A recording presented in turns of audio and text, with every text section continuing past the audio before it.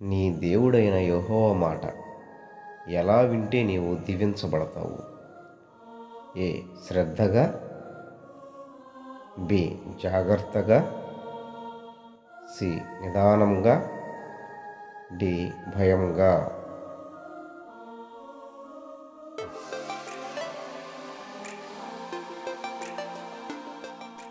ఏ శ్రద్ధగా.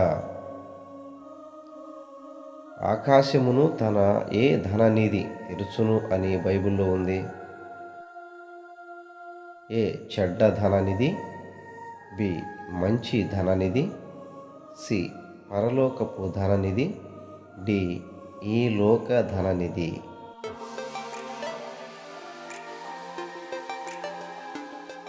బి మంచి ధననిధి.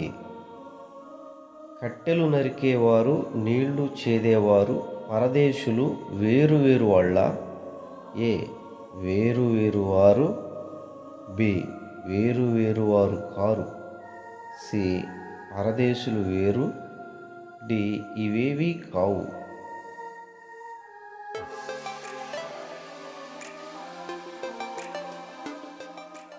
ఏ వేరు వారు. రహస్యములు ఎవరికి చెందినవి?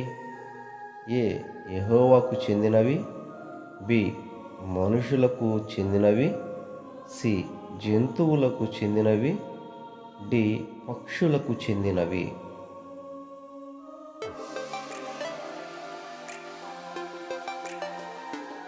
ఏ యెహోవాకు చెందినవి. మన చేతి పనులన్నింటిలో దేవుడు మనలను ఆశీర్వదించాలంటే ముఖ్యముగా ఏమి చేయాలి? ఏ వాక్యం చదవాలి, బి కష్టపడి పని చేయాలి, సి దేవుని మాట వినాలి, డి ఊరక కూర్చోవాలి.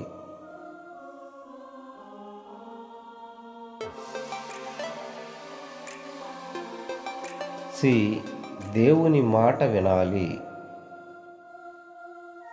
ఆశీర్వాదము మనకు దూరముగా ఉన్నదా,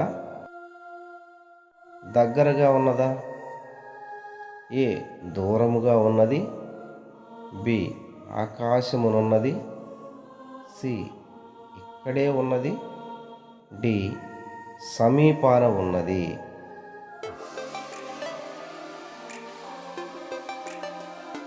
డి సమీపాన ఉన్నది.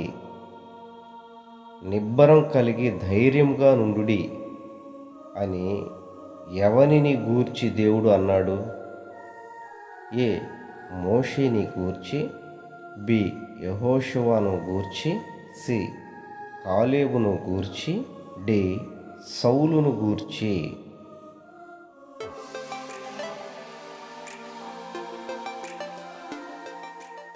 బి యెహోషువను గూర్చి.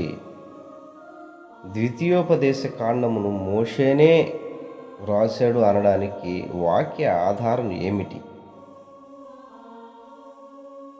ఏ ద్వితీయోపదేశకాండం 31:26, బి ద్వితీయోపదేశకాండం 31:25, సి ద్వితీయోపదేశకాండం 31:28, డి ద్వితీయోపదేశకాండం 31:24.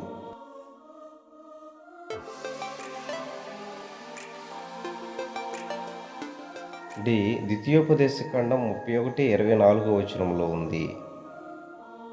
మనవి ఆలకించుము. ప్రతిరోజు 4 అధ్యాయములు తప్పక చదవండి. కృతజ్ఞతలు. మరలా తిరిగి రేపటి దినమున కలుసుకుందాం.